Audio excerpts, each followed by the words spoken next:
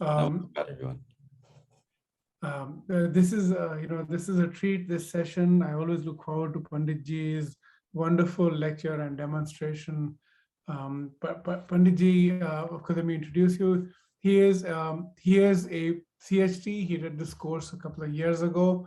He is, he has a tech career, but he's also a Pandit, a multi-generational Pandit, and the father of one as well.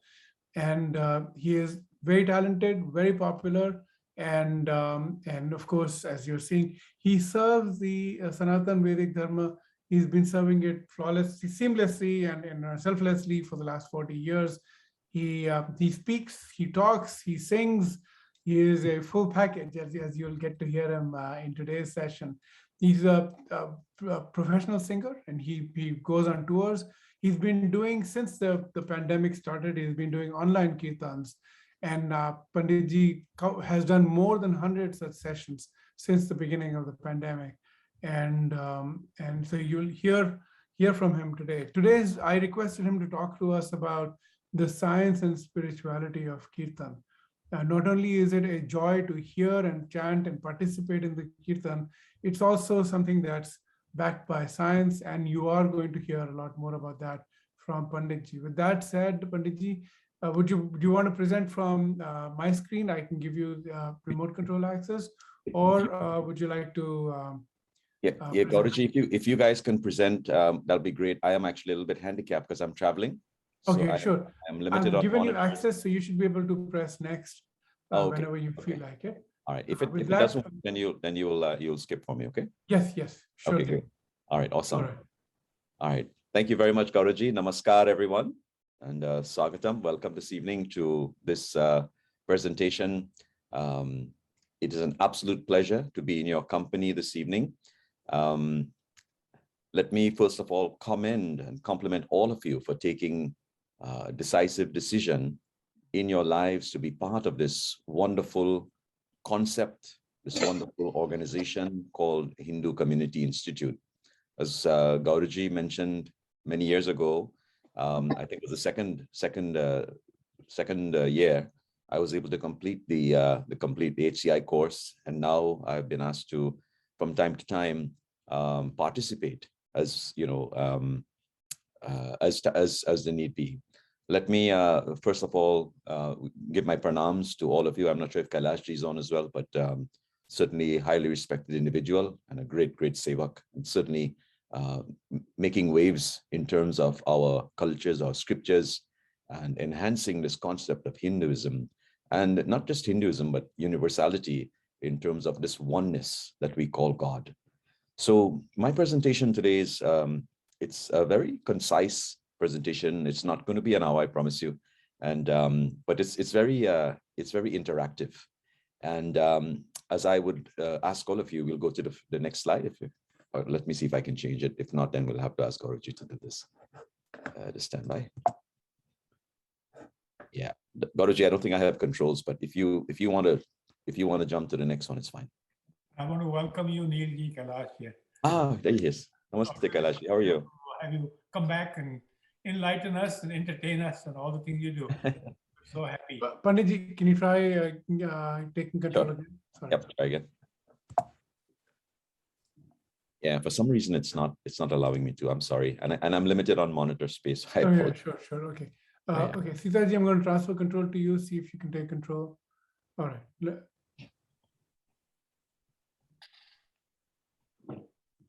As we work out the logistics, let us all sit upright for a few minutes, if you can, wherever you are. If you're on the floor, please cross your legs. If you're on a chair, just sit upright with your back straight. I'd like you to gently close your eyes. Think of any form of God or a very peaceful place that you have been to in your lives. And as you breathe in, obviously we practice yoga, we say so as we breathe in. As we exhale, we say hum. So hum, control that breath. We'll begin with a short pratna, and then we go right into our first kirtan.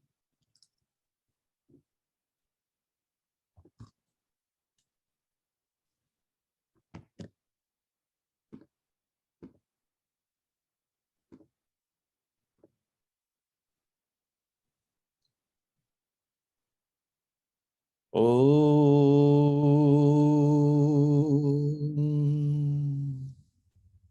Hari Om Hari Om Shri Ganeshaye Namaha Shri Saraswatye Namaha Shri Guru Charana Kamalebhyo Namo Namaha Guru Brahma Guru Vishnu Guru Devo Maheshwaraha Guru Sakshat Parabrahma Tasmai Shri Gurave Namaha. Maintain that posture as we now go into Kirtan. The lyrics, the words of this Kirtan will appear on your screen here in a minute. Very simple. Join with me. Sing along.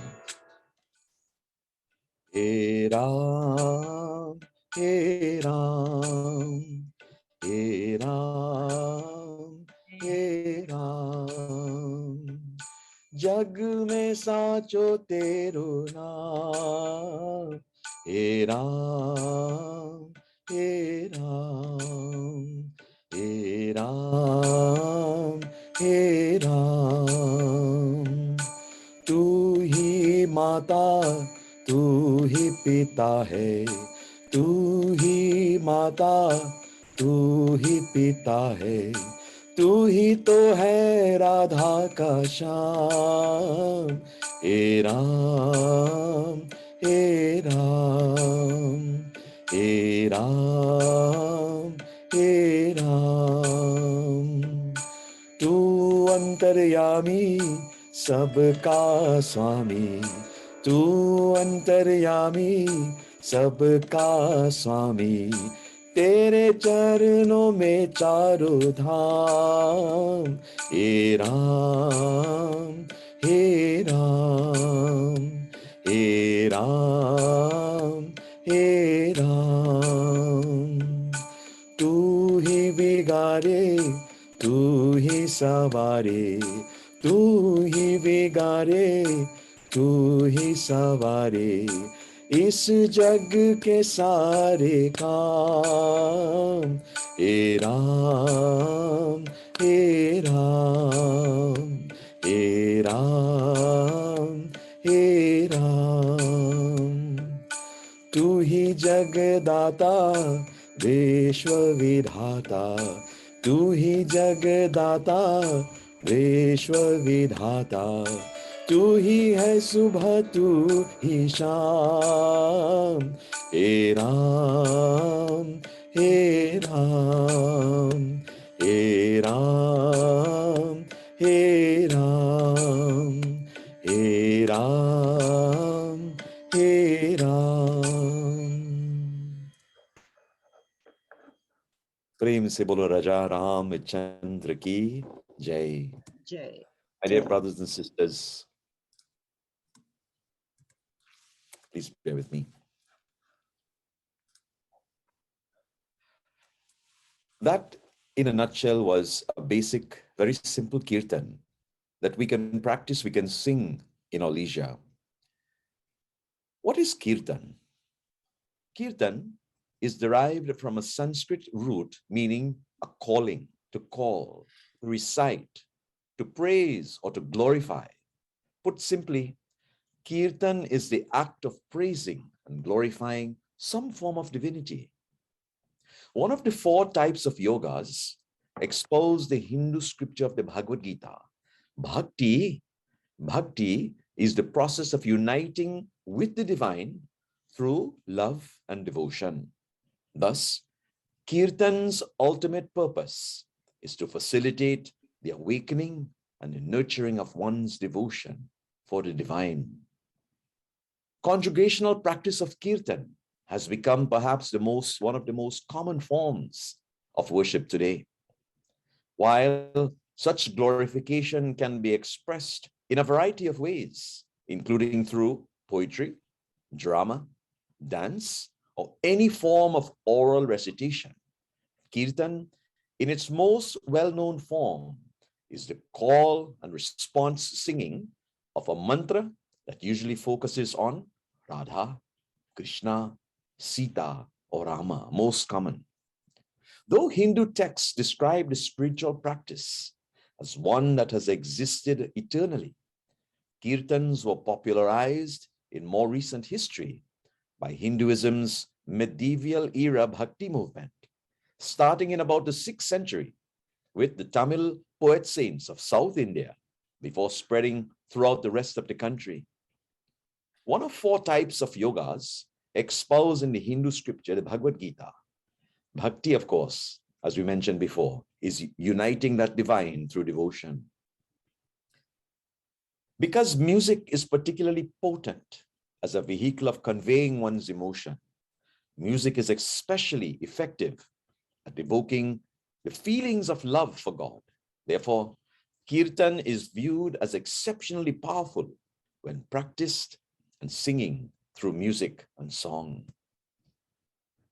The congregational practice of Kirtan gained popularity in America in the 1960s with the spread of the Gaudiya Vaishnavism by the ISKCON, International Society of Krishna Consciousness, and its founder A.C. Bhaktivedanta Swami Prabhupada. Since then, more and more Kirtan singers have risen in popularity over the decades, fueling an expansion of Kirtan that has extended throughout most of this world. Ultimately, however, the true power of Kirtan, it has nothing to do with how skilled a particular performer is.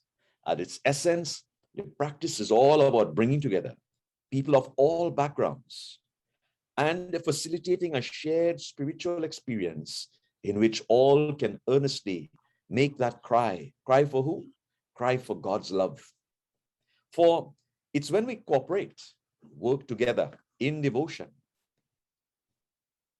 it's then our hearts are most open to the compassion of the divine. Next slide, please. Let us now look at the analytical composition of Kirtan. There are 5 major concepts or 5 major pieces that roll up into this to form what's called a Kirtan.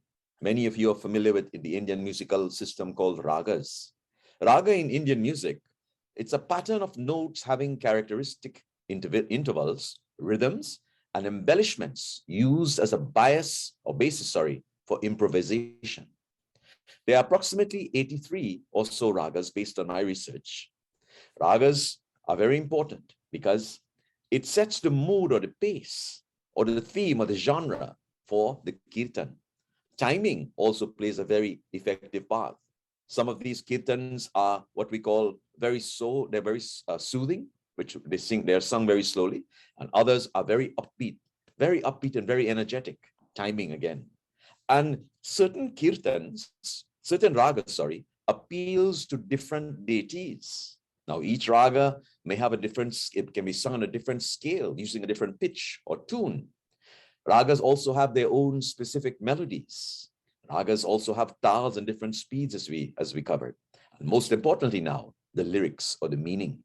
The meaning is what we put into each of these kirtans. Devotional songs or bhajans, kirtans should be sung with a heart full of love. Singing without love is just entertainment. When we sit before our murtis or altars, depending on our religious background, whatever form of God that you worship, that love, when that love is taken out or extracted from the depths, the deepest chambers of our hearts and placed in music, in raga, with tal, in kirtan, glorifying Bhagwan, glorifying God, what are the results of this? The tears begin to flow from the eyes. The body begins to sway in unison with the tune and the tal, and we fall in love with the music. My dear brothers and sisters, bhajans are not merely associated with pitch, rhythm, tune, and beat. One gets real happiness, only when one is totally immersed in kirtan or bhajan. And happiness can be derived in 2 ways. One is through singing kirtan, and the other is through sankirtan, which is community singing in a group, call and answer as we call it. There may be an element of selfishness singing kirtan, believe it or not, and the singer may sing to earn appreciation, honor, reputation, and yes, in some cases, money. In such a case, the main consideration of the singer may be the pitch, rhythm, and tune, and the beat, but not feeling what we call the bhava, that energy, that love for God. On the other hand, community singing, it gives happiness to one and all. How? Singing for fulfillment is community singing. Samyak kirtanam iti sankirtanam. The scriptures tells us. In community singing, the focus is not only on the voice or the people who have come to participate. You should sing freely and wholeheartedly with your heart filled with the love for God and only God. And when you sing to please God, your song will automatically be pleasing to the ears. Next slide, please.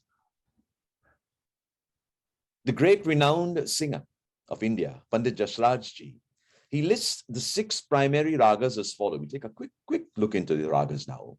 Rag Bhairav. Bhairav is a morning raga, and solemn peacefulness, its ideal mood. This raga is grave in mood and suggests seriousness, introversion, as well as a devotional attitude. Let me explain. This particular raga, or all the ragas, by the way, when they are composed by the authors, the ragas are composed and they will sound, the sweetest, or you will get the most bhava when it is sung or delivered at that time of day. So if we take the same rag Bhairav, and we sing it in the afternoon or the evening, it has less effect than it would have had if you had sung it in the morning because of the timing of the rag and the notes. We'll come to that in a little bit. The next, Rag Malkuns. Malkuns is sung during the small hours of the morning again, just after midnight, so early morning. And the effect of this raga again, soothing and intoxicating. This raga is believed to have been created by the goddess Parvati, the wife of Lord Shiva, to calm Bhagwan Shiva. So when Lord Shiva was outraged and was not calming down after a Tandav dance, in the rage of Sati's sacrifice, she composed this rag for his calmness. Rag Deepak. Deepak is an evening raga. It is said this raga had the power of creating fire. Tansin had performed this successfully by singing Rag Deepak in the court of the Emperor Akbar. Rag Shri. Shri again is an evening raga, sung during the sunset. This raga is full of grace and majesty, and the main mood it creates is one of devotion and dedication. Rag Megha. Megha Malhar is a seasonal rag and sung as an invitation to the rains. Yes, ragas have this power as well. And finally, Rag Hindul. Hindul is sung during the first part of the day. It is an ancient raga associated with the spring season. One of my favorite ragas, Rag Yaman. Rag Yaman is an evening raga. A lot of the Bollywood songs are composed in this raga. Very soothing, but it is most sweetest when it's done in the evening time. Next slide, please. Sound healing therapy uses aspects of music to improve physical and emotional health and well-being. The person being treated partakes in the experience with a trained practitioner. Now, music therapy may include listening to music, singing along to music, the Kirtan we speak about, moving to the beat of the music, meditating with that music, or even playing an instrument. You see, healing sound is believed to date back to even ancient Greece, when music was used in an attempt to cure mental disorders. And throughout history, music has been used to boost morale in military troops, to help people to work faster and more productively, and even ward off evil spirits by even chanting. More recently, research has linked music to a number of health benefits, from boosting immune function and lowering stress levels to improve the health of premature babies. Sound has long been to have a deep therapeutic and healing qualities. The listener, for example, there are many frequencies, varying frequencies, and vibrations associated with music and sound. When we can find ourselves drawn towards some sound and repulsed by others, that is that uniqueness. For example, a basuri player, someone who blows that basuri, playing along perhaps in a raga of Bhagwan Shri Krishna, is very soothing to the ear. Then, for one listener, the sounds of the band death metal, that type of music, rock music, hardcore rock music, while it may be soothing to some, it may anger others. And on this topic, by the way, if we speak of music frequencies now, just to take you on a little tangent here, it is said that women, the females, they have a less tolerance for a high-pitched sound than we men do. Men, on the other hand, can listen to low bassy sounds. Animals also can hear even a higher frequency than humans can. This is how animals are trained, by blowing a whistle, if you've noticed, at a very high frequency that we cannot hear with our own with our ears, but animals can certainly hear. Brothers and sisters, as human beings, we are touched by different things, different ways. And with music, it may be very well the frequency that can bring the altered states. It is not uncommon hearing solfeggio frequencies when we are listening to meditation and chakra healing. Chakra healing. Let us speak a little bit about this now in terms of how Kirtan relates to chakra healing. The next slide, please. If we are looking at the correct slide, you will see all of the chakras, the major chakras that are listed here with the different sound frequencies next to them. The reference here, and the reason for bringing this information to you, is depending on the type of kirtan that we are chanting. You can see here, if we are to get into that mood and to raise or to lift the frequency from the range of 396 hertz down to the root chakra, the Muladhara chakra, all the way up to 963 hertz on the crown chakra, the Sahasrara chakra. That total range of frequencies can be excited by just music, sound. And this is how Kirtan plays into opening of the chakras.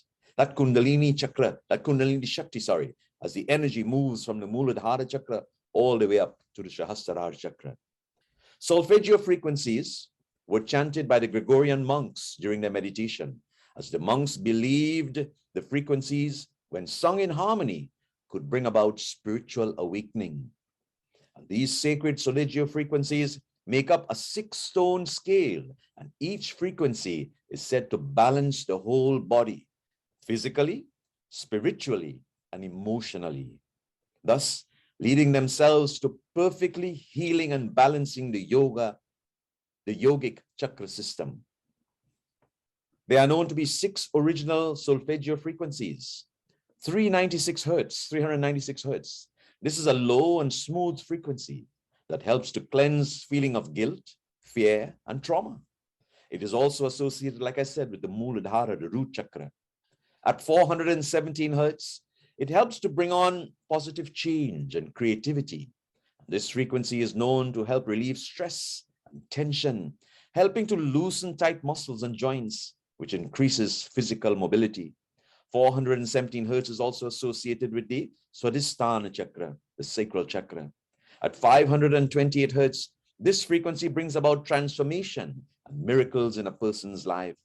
It is particularly good for anxiety, pain relief, weight loss, and to help rewire neutral pathways into the brain. It is also associated with the Manipura chakra, or the solar plexus. At 639 hertz, the frequency of love and healing.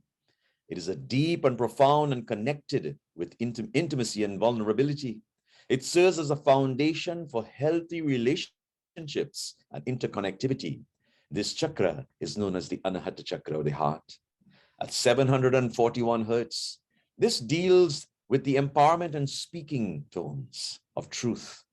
741 hertz is helpful for generating ideas, clear speaking, creative thinking, and increasing self-confidence. It's called the Vishuddhi chakra, the throat, the main beneficiary of the 741 hertz. At 852 hertz, the frequency of reconnection with the spiritual and higher order of thinking. It cuts through illusions, helping one to see themselves with clarity in their environment. This frequency connects us with deep dreams, astral projections, as well as connecting us with authenticity, the Ajna chakra, or the third eye. Having said that all great souls engage in this devotion, Bhagwan Shri Krishna now explains how they do bhakti. Devotees, let us turn to the slide with the Bhagavad Gita shloka, please.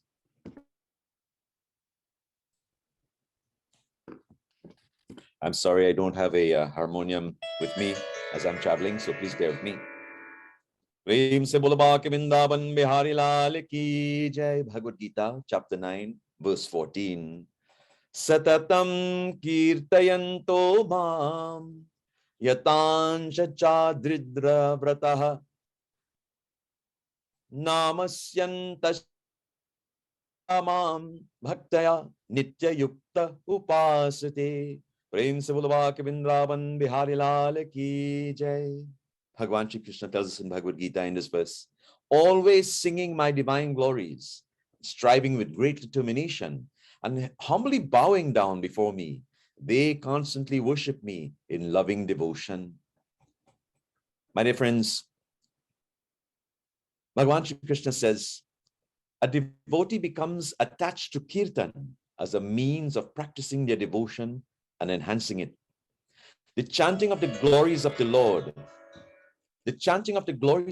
is called Kirtan, which is defined as Nama Leela Gunanidam Uchair Bhashatu Kirtanam. Singing glories of the names, the forms, qualities, pastimes, the abodes, and the associates of God is called Kirtan. Kirtan is one of the most powerful means of practicing devotion, make no mistake. It involves threefold devotion of Shravana, hearing, Kirtana, chanting, and Smarana, remembering or contemplation. And the goal is to fix the mind upon God, but it becomes easier when done alongside with hearing and chanting. As stated in chapter 6 of Bhagavad Gita, the mind is as restless as the wind and naturally wanders from thought to thought. Hearing and chanting engage the knowledge senses in the divine realm, which helps repeatedly bring back the mind from its wanderings.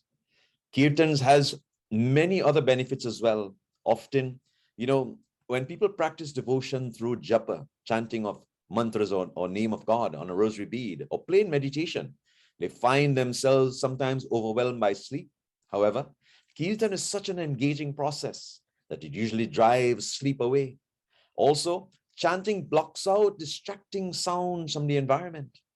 Kirtan can be practiced in groups, mass participation. In addition, the mind desires variety, which it gets through the medium of Kirtan in the form and the names of virtues and pastimes and the abodes of God. And since Kirtan involves loud chanting, the divine vibrations of the names of God, makes the entire environment auspicious, holy, very positive, and also very energetic. Chanting Kirtan is a devotional practice that helps to uplift the mind, open the heart, and bring us inner peace.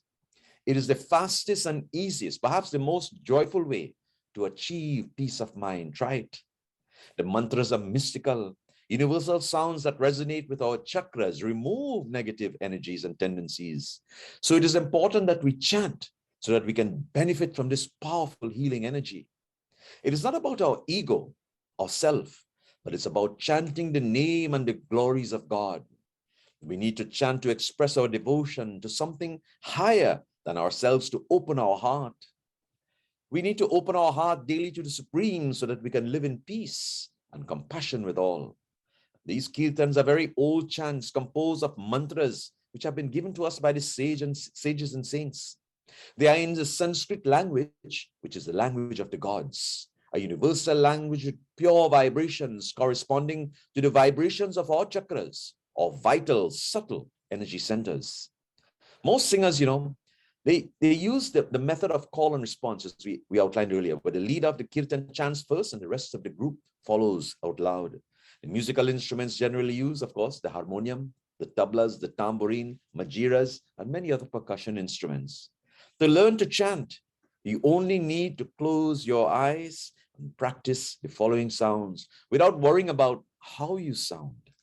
Brothers and sisters, Kirtan began gaining popularity, as I said, in the West in the late 90s, when artists such as Krishna Dasji, Jai Uttal Wah, and Dave Stringer, Americans who had discovered yoga and Indian chanting, they began bringing Kirtan to the US in the yogic studios. They sang mantras chanted in many names of God and forms in small groups, and just as Hindu temples and musicians have done for centuries. In the traditional call and response format. And these American Kirtan wallahs, so to speak, taught their fans about the musical branch of Bhakti Yoga through their direct experience. Over time, the crowds grew and the music certainly involved and the musicians multiplied forthwith. Focus as we close. Kirtan or devotional singing is where yoga and spirituality come together. Krishna Das once said, during satsang, in company of the truth, people gather together to remember, to turn within, to find their own inner path to the one supreme. When we gather together to sing like this, we are helping each other to find our own paths. Start chanting today. Feel more connected with yourself and with each other. Let us now look, as we close, how to build a simple kirtan. As I mentioned, I do not have a harmonium with me, but I'm going to improvise and let's see if this works. I should. Firstly, I will start with a mantra. The mantra we're going to use is the Panchakshariya mantra, the 5-syllable mantra, Om Namaha Shivaya. Very simple. And let us build this kirtan now. I'll show you how easy it is. And you please follow me. Very simple. We'll start with the tal and we'll start with the raga. Raga is very simple. We'll use just one single scale to start. Hopefully you can hear my synthesized tabla and percussions in the background. Very simple. We sit upright once again and just follow along with me. Very simple. Om Namah Shivaya. Om Namah Shivaya. Om Namah Shivaya. Om Namah Shivaya. Try it. Come on. Om Namah Shivaya. Om Namah Shivaya. Om Namah Shivaya. Om Namah Shivaya. Om Namah Shivaya. Om Namah Shivaya.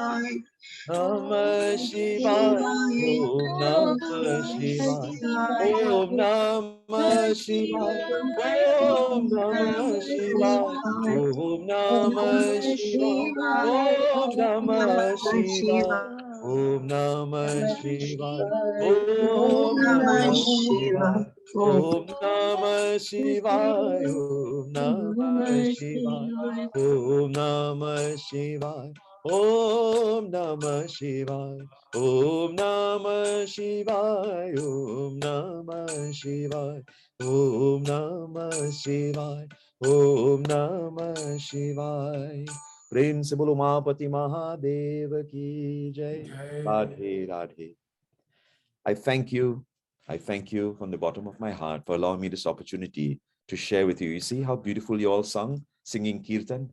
I heard all of you. Great job indeed. I thank you very much. Gauraji, I'll hand it back to you. Thank you very much, Panditji. We have some questions on the chat. Sure. I'm going to ask Anjana ji to please ask your question.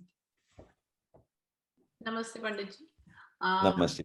Question regarding, the ragas. Are these ragas also connected to the frequency, the soul frequency scale? So absolutely. Absolutely. Which frequency, if you can. Yeah, absolutely. So ragas will have, each raga has a set of notes that are associated with it. And every single, if you think of it, every single song, every single composition, whether it is Hindi, whatever language, even English songs, they are all based on ragas. They all have a series of notes that if you follow, you are within tune. Now, ragas will vary in pitch, in frequency, and of course, based on the notes, some ragas will stick to the low octaves, some go in the medium octaves, some go in the high octaves. And that will depend on what frequency they will hit and what chakras are being affected by those frequencies. We didn't go into too much detail with raga specific, but I just wanted to give you an outline of how it affects. But yes, ragas can definitely heal chakras. No, so I wanted to know like which frequency is related to which chakra, so that what time of the day which is suitable to do, or so that's why I have a little bit deeper understanding of frequency connected to. Great question. Now, I do not have that information, but I'll be glad you're going to put me back to do some research now. So I will get that and I will share it with you all afterwards. Certainly. That's a great question. Yes.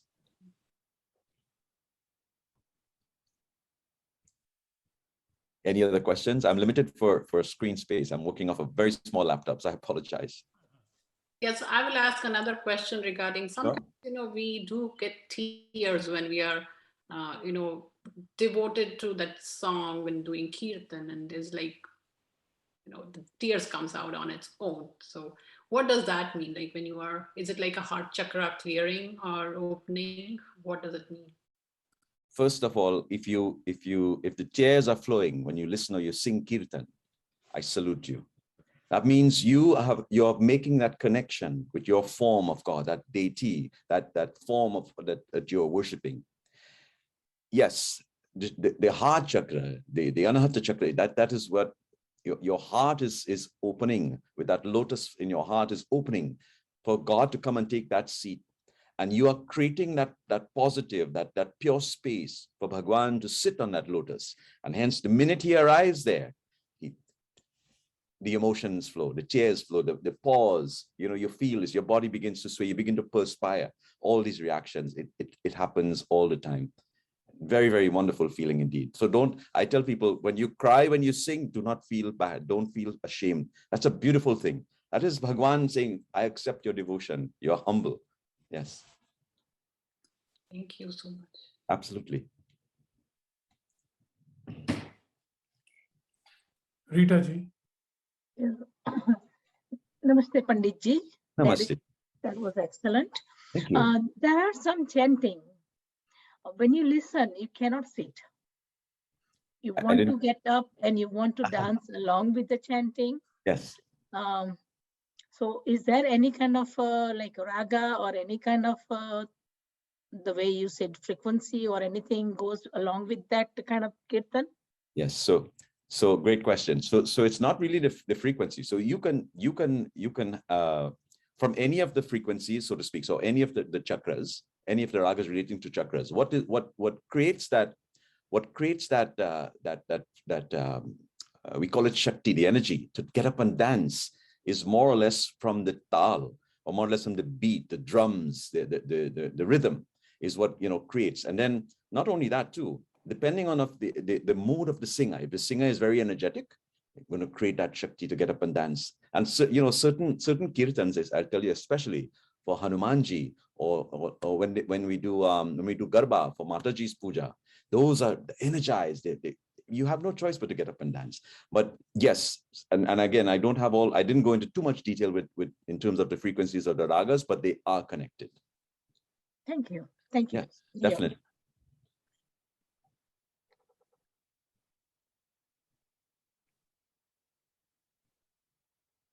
Panditji, I have a question. Sure.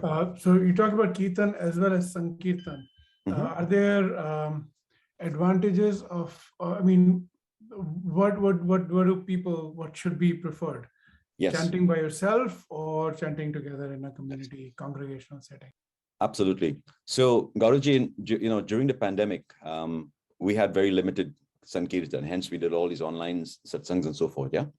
But I'll tell you something. As a pandit, I had all day of programs today. One of your students actually on here, Radhaji, was in one of my sessions. I'm in Toronto actually, by the way, right now traveling. As we congregate in numbers and we talk about the Sankirtan and call and answer, exactly like you're showing here, that environment when all hundreds of voices come together, hundreds of hands are clapping, the rhythm is going, music is playing, the energy, the uplifting energy, the positivity, the vibrations, it resonates in the building. If you're in a mandir, if you're in a hall, it just resonates, and it's a fantastic form of worship. Now, your question to differentiate one or the other, I prefer both. Sometimes I will sit at home with my harmonium and my music box, and I will get enjoyment. But when you are in that space of Sankirtan with others, the energy level, when you combine energy, it just flows. It's immaculate. Yeah. Thank you for that. I remember reading some research, I'll look it up, where choirs singing together in a community setting, it releases endorphins. It's really good for you because essentially, what are we experiencing? We're experiencing a tightness of the heart, a being locked into our own individual personalities, and singing together releases that tightness. It allows us to engage as one singular entity, and not just as 200 people in one room. Definitely. And that feeling, that experience of a greater self is truly a sense of euphoria that comes out of it. So I always look forward to. In fact, whenever I meet people who tell me they're stressed out or they're not able to sleep, I always tell them to go to a Sankirtan, Yes. and they always look at me strange, saying this is a strange guy giving weird advice. It's an amazing calming effect, Gauraji, as you know. And being part of it, you have the combination. You see people crying, you see people dancing there, everyone's swaying, everyone is like into the mood. It's such a beautiful feeling. What an experience. Yeah. One of the speakers who talked about this topic a couple of years ago, I remember, they said that in the ISKCON system, right, Chaitanya Mahaprabhu said that Kirtan is Cheta Darpana Marjanam, the polishing of the mirror of the heart. That we see the world reflected through the heart, the mirror of the heart. And if the mirror is clouded or occluded or broken, then that's how we perceive the world. But a shiny mirror, we get to see everything clear, bright and luminous. Absolutely. And, absolutely. Well said.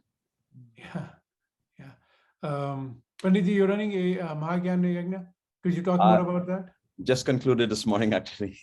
That's what Radhaji is typing in here. Yes, three session Mahagyan Yajna. We finished this morning here in Brampton, Ontario, Canada. So I'm heading back home tomorrow. What could you talk more about it? Sure. So Mahagyan Yajna.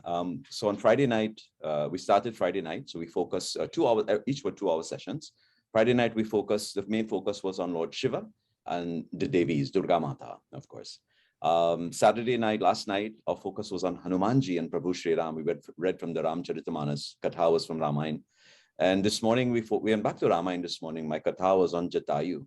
And if you remember the story of Jatayu, Jatayu was perhaps one of the, other than Hanumanji in Ramayana, perhaps one of the most selfless characters. And my message this morning was on selflessness, not selfishness. And we're dealing now with a new strain of this virus, Omicron, whatever we call it.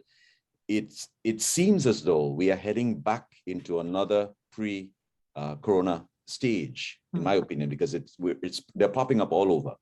And God forbid if we get there again, we need to get out of this mode of selfishness and be selfless. And my message this morning was, in this time, in this season of giving, in this evening of thanks, in the season of Christmas, Christ's message was one of selflessness.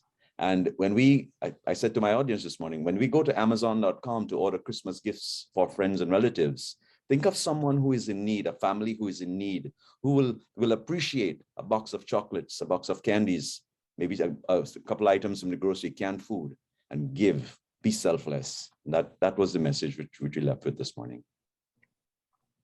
Beautiful message. Thank you. I wanted to ask you a different question, but related to Kirtan and Sankirtan. You grew up in the Caribbean. You're a multi-generation sort of Hindu family that's been out of India for so many generations, and yet the tradition is strong. And your son is also training to be a Pandit. How has the practice of Kirtan and Sankirtan helped in progressing the tradition so many generations out with so much purity? Great question. So born in Trinidad, I left Trinidad at the age of 16, came here to Canada to pursue my studies, and then moved to the United States, where I've been living for the past 32 years. My father is a Pandit. He was, both parents were retired educators. He was a high school teacher. And myself, I am fourth generation Indian. So my great grandparents came from India and migrated to the Caribbean. My mother tongue is English. It's not Hindi. I wish it was Hindi, but I'm getting there. But we grew up in a very tight-knit community, surrounded by primarily Hindus in my area. Trinidad, those of you who are familiar with the geography of Trinidad, we have perhaps a branch of every single nationality living on that island. 1.5 million people, about 50% Hindus. We have a plethora of mandirs, and we celebrate every single religious holiday. I had the opportunity of attending a Roman Catholic school where I went to church with my Catholic brothers. I had the opportunity for 5 years to attend an Islamic school as well, a high school. Sorry, yes, high school. And there I spent 5 years also learning, the scriptures as well. But coming to the United States and migrating with a family with a very strong background in Hinduism, at the age of 5, I started playing the harmonium, not from any guru, but it was just my mother had a piano and it just sat there collecting dust, and I used to climb up on the stool with one finger and started playing. The first song I played on the piano, Ik Pyar Ka Nagma Hai. And that was my catalyst now. When the guys in the temple heard that I can play with one finger, they said, come, we have a harmonium, come to the temple. So at 5 years old, I started at the temple playing bhajans and started with Kirtan. And then, it just evolved from there. And I'm so happy and blessed to be in the company of, great souls like you all. And certainly given an opportunity to travel and to spread this Sanatan Dharma all across the world. So for me, it is educating the young children, and especially here in the Western world. We have great pundits. We have very, very learned pundits in all across North America. And what the challenge I have found is that very few, and I respect all of them, very few are able to take our very rich scriptures and break it down into a level that can be understood by our youth who are born here in the Western world, and perhaps Hindi or Sanskrit was not their first language. And this is something that I think I have taken and running with it. So it's catching. It is a lot of young people are caught on to this and are really understanding the basics, the grassroots, and they want to pursue it further. By all means, we can do this. So I think it's a blessing, and certainly HCI has certainly helped with this as well to broaden this realm and to spread our beautiful, I call it dharma, all across this world. Panditji, you have any syllabus or any curriculum that the way you make your things simple for the younger kids? So it's all homegrown, but I'd be more than happy to share it with you. I can actually share some of my my kathas, and they're all in PowerPoint. Please. And I can share them with you. And just message me. My Gauraji can put my email address up, and okay. I can just message me, tell me what you need, and I've covered most of the scriptures in terms of the messaging. My specialty happens to be Ramayana, Devi Bhagavatam, Shiv Puran, and some Bhagavad Gita as well. I'm waiting on Gauraji to start teaching me some Bhagavad Gita. Oh, just wonderful, wonderful. Yeah, please give me your email address and I'll contact you. Yeah, it's simple. It's OM at Pandit Neil, PANDITNEIL.com. Pandit Neil, Om. PANDITNEIL.com. It's in the chat. It's in the chat window. Oh, just .com, nothing else? .com, yes, panditneil.com. You can also, if you'd like to look or to listen to some of my lectures, you can go to, I have quite a large following on YouTube channel, Pandit Neil Dev Persad, and also on Facebook as well. Okay, thank you so much. Sure, I'll be happy to, whatever materials I have, I'll be more than happy to share it with you. I'm very impressed, yes. Thank you, Ji. Thank you. Ratnaji, your hand is up as well. Have you asked your question? Not yet. Sure, can I go? Please go ahead, yes. Yeah. Namaste, Panditji. Very nice discourse. We really enjoyed it. I just want to narrate a small thing here. I come from South India, especially from Bangalore, and then we visit a temple in northern Karnataka. It is Dattatreya, Lord Dattatreya temple. It is in a small village called Gangapur. There, during the Aarti time, in the evening, during Aarti time, they play the dhol, and then they also play some other instruments. I don't know exactly the name of the instruments. So they play that in very loud noise, or loud sound, I should say. Then we see that the whole village comes to the temple during Aarti time. And there are few ladies, probably men also, but ladies are prominent. You can see them like bubbling with so much energy during the Aarti time. And some ladies, I have also seen them like climb up the pole because they are filled with that energy. And you can see them like having that, doing things that you cannot imagine a housewife doing it. That kind of energy we see. Is that because all their chakras are open during that time? Yes, yes, that's a great point, and I totally respect all forms of worship.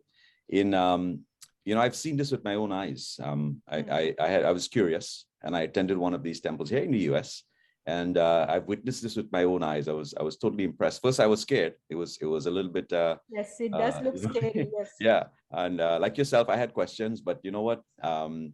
It's their form of worship. And they practice this from a very young age, in that the chakras open, the kundalini is open.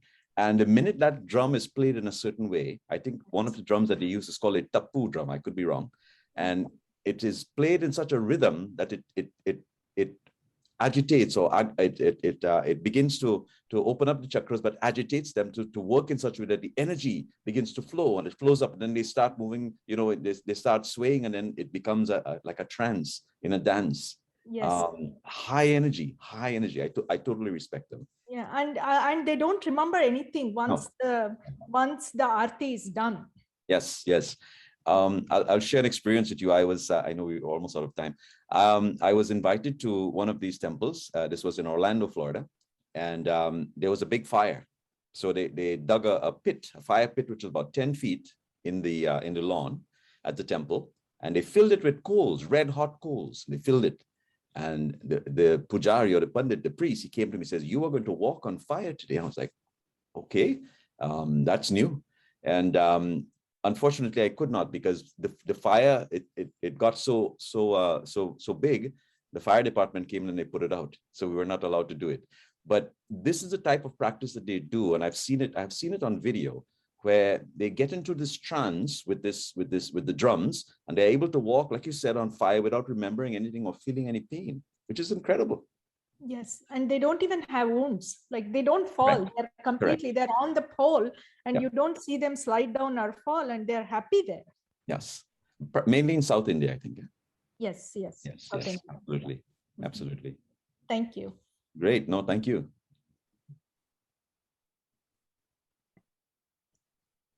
Panditji, I really appreciate that you've taken time out on a busy weekend, and it's always a treat to have you back at these sessions. Thank you, Thank you. Yeah, and always for a everybody pleasure. else, I highly recommend that you subscribe to Panditji's YouTube channel. I thoroughly enjoy your Kirtans, Panditji, online, and I love to chant along, and all those words of wisdom are wonderful. So thank you for everything that you do. Thank you. God's blessings to each and every one of you, and do enjoy the rest of your course. And if you need if I can help you in any way, please reach out. I'd love to. Sure. Thank Have you. a safe and stay safe, everyone. Namaste. Thank you. Sitaji, could we review the homework again, and then you could please bring up the closing prayers?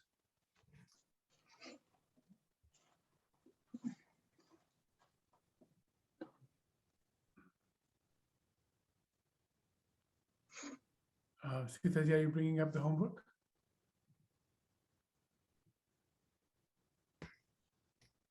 You are mute, Sitaji.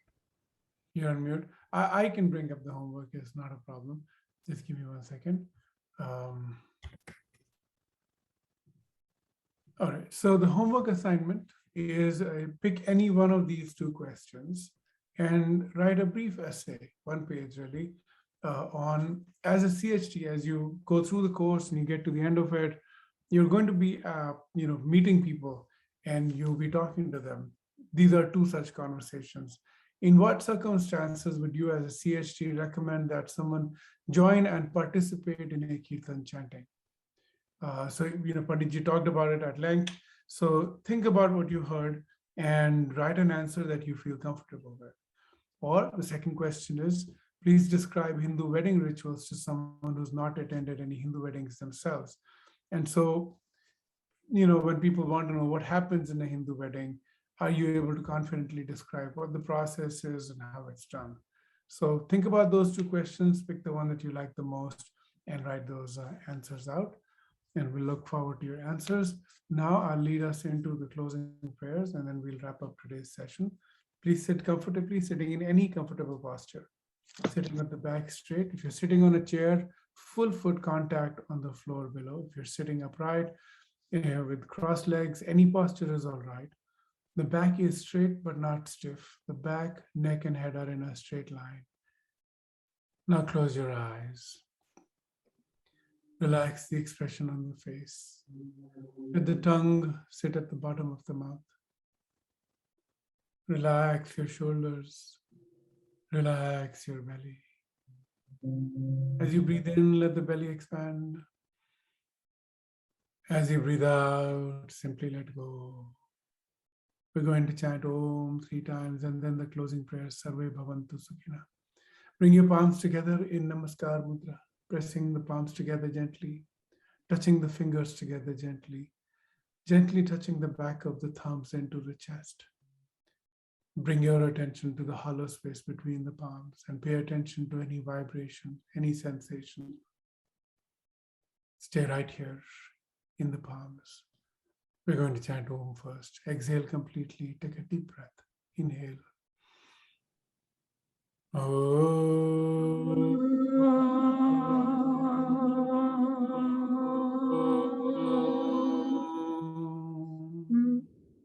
Inhale.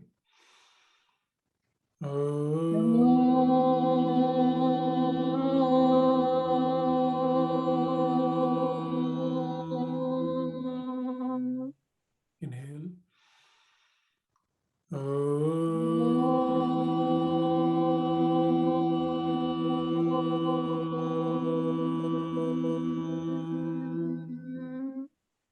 Inhale and chant. Sarve bhavantu sukhinah, sarve santu niramaya, sarve bhadrani pashyantu, ma kaschid dukkha bhag bhavet. Om Shanti Shanti Shanti. Take your arms behind you, grab your right wrist with your left hand, breathing in, stretch. Breathing out, bend forward in a deep sense of surrender.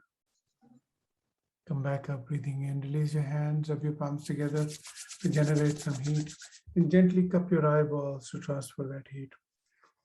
Massaging the face and the neck gently, and now blinking, open your eyes and pull your palms back like an open book. May all be happy. May all be free from illness. May all see that which is auspicious. May no one suffer. Om, peace, peace, peace. Thank you very much for attending today's session, and I look forward to seeing you another weekend. Enjoy the rest of your Sunday, and have a great rest of your week as well. Sitaji, we're ending on time. Thank you very much. Thank you so much, everyone. Thank you, Gauravji. It's been excellent, as always. Thank you so much. I just want to tell you that everything is there in the Moodle as well, the slides and everything, and also the homework. So please check that out. Thank you. Thank you. Thank you, Thank Gita you. ji. Namaste. Thank you. Namaste.